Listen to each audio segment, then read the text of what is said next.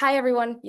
Thanks for the introduction, Daniel. I'm Sol Gutiérrez-Lara, and I'm a fourth year undergraduate at Harvard College. I'm on the concurrent master's track for physics, and I'm also studying astrophysics, and I've been working with Michael and Daniel for the past year. And this presentation will be on the role of interferometric phase in measuring black hole photon rings, and in particular as a means of measuring black hole spin.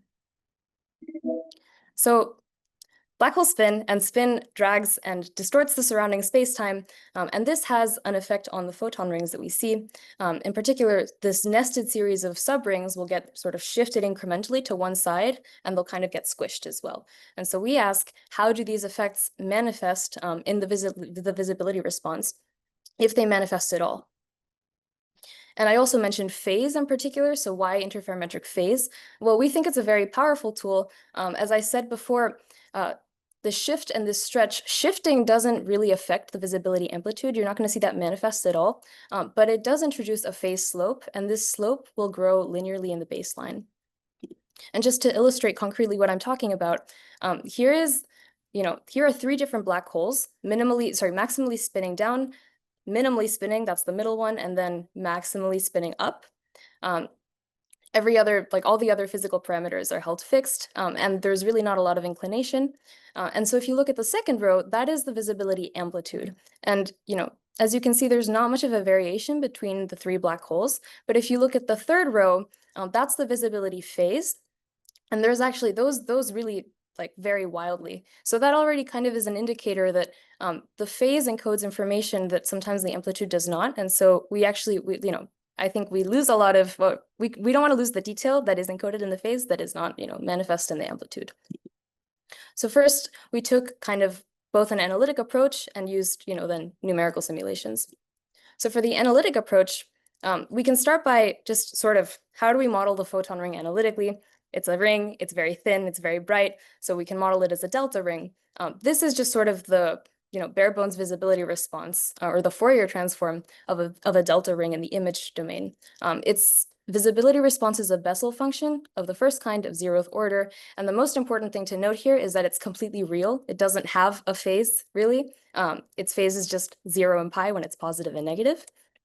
And so if we just plot, the phase, again, you're just going to see these discontinuous jumps between positive and negative.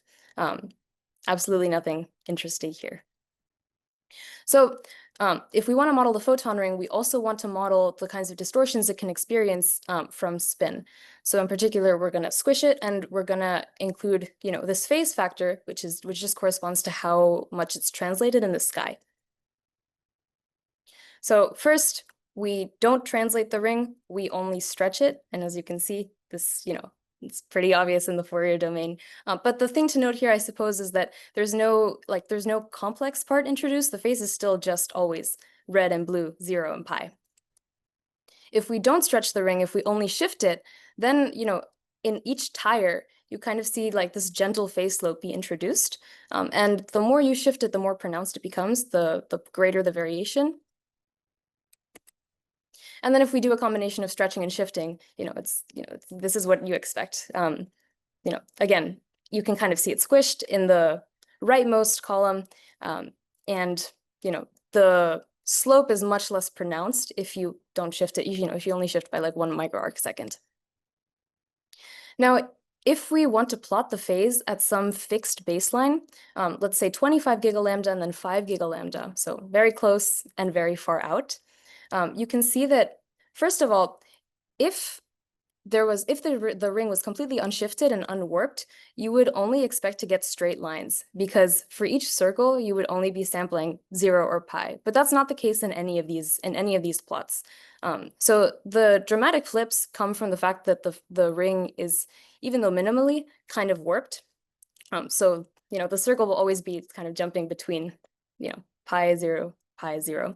And then if you just look at the sections that are not jumping, those still have some sort of slope. That's exactly the phase slope that I'm talking about when I talk about shifting the ring. Now,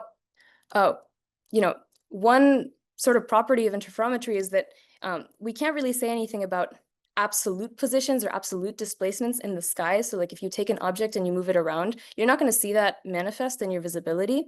But what you will see is if you have two objects, their relative properties. So in particular, like their relative displacement.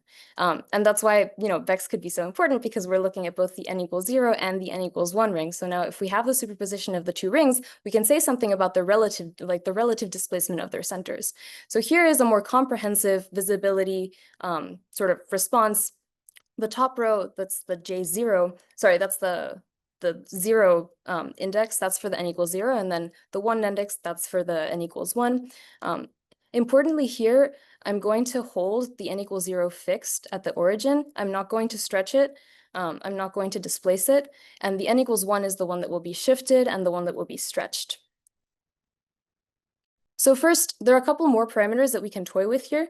We can, consider their thickness ratio, or the blurring between them. And here you can see that, the higher the ratio is, the sort of more pronounced the effect of the n=1 becomes. And then if you go to the leftmost plot where, it's just a ratio of 2 to 1, the n=0 seems to dominate even on longer baselines. Now, if we fix the ratio, we fix it at 10 to 1, but we still vary the absolute values of the blurring. This still has an effect on the exact radius at which the n=1 begins to dominate over the n=0. And this, fortunately, is also in agreement with results from a paper by Aditya and Daniel in 2024.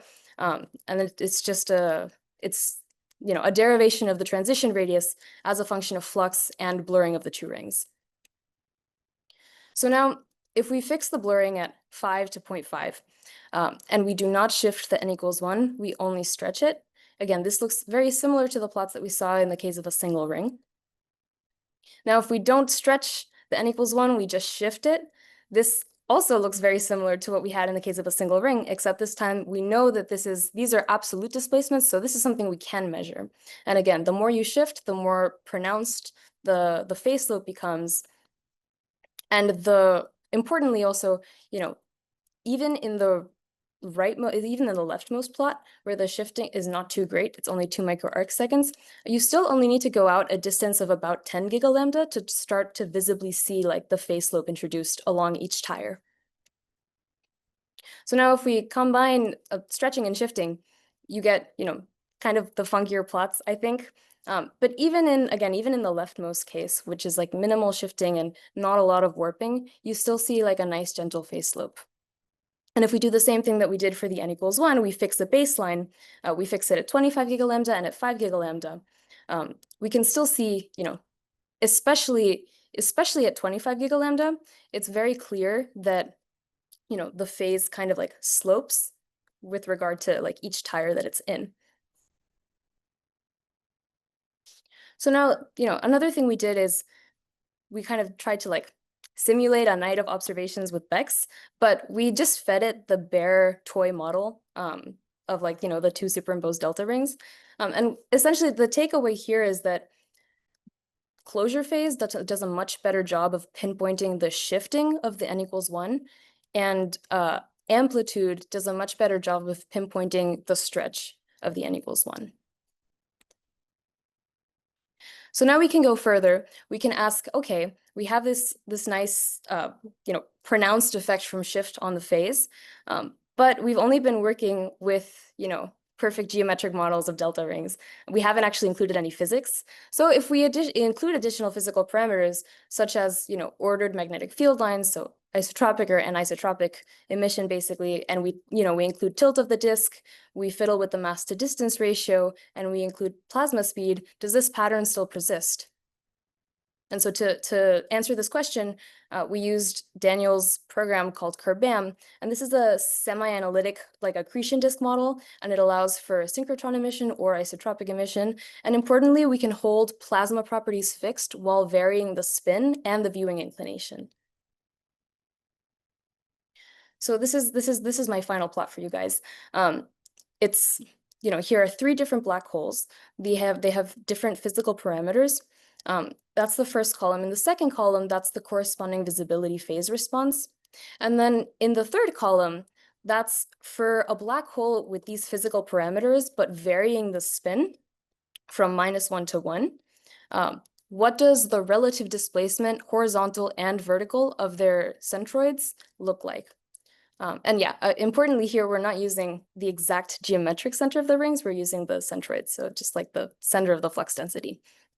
So if you look at the topmost row, the relative x displacement, it actually looks very much like what you would expect to see if you were looking at a black hole head-on, and you were just, you were just fiddling with its spin from -1 to +1, because you just see it shift from one side to another. It's totally like anti-symmetric across the x-axis, and you don't really see any y displacement at all. You would, I mean, I think we see a little bit of that because it's not, there's a bit of a tilt in the disk.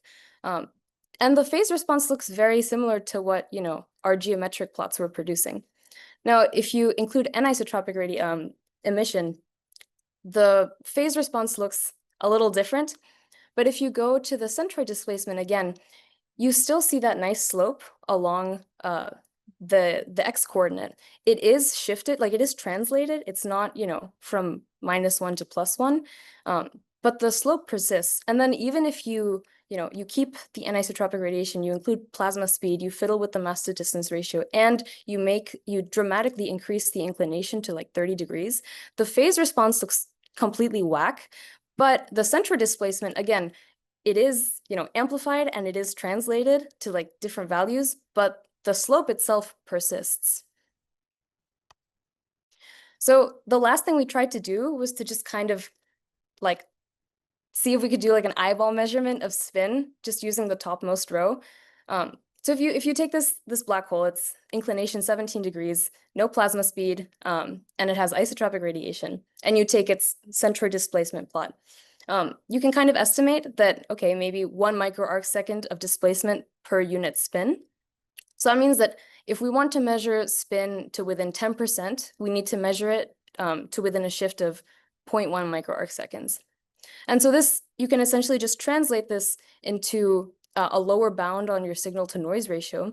And so just using these numbers and plugging it in, we get, for this particular 0.1, that's a lower bound of 13 for the signal to noise ratio. So just to summarize, yes, black holes spin, and the spin sort of warps and distorts and shifts the photon ring. And the interferometric phase is particularly sensitive to the relative displacement between the n=1 and the n=0 ring centers. And this effect becomes especially pronounced the farther out you go in the baseline, where the n=1 dominates, which is why we should go to space. And sort of the last conclusion is, this like Fourier footprint of spin seems to be preserved across a wide range of additional physical parameters, even though it can be translated and amplified.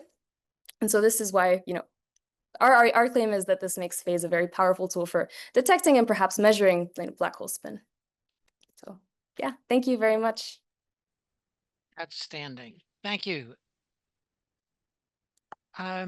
We have time for one question, and perhaps Richard and Maria, calling in from Perth, make the following note. A pedantic point: you cannot see the shift if you self-calibrate. Astrometry is all about the phases and the shifts. Saul, or you have a thought about that, or Daniel? Sorry, if you self-calibrate? So, Yes. Richard and Maria, do you want to clarify what point that was in response to?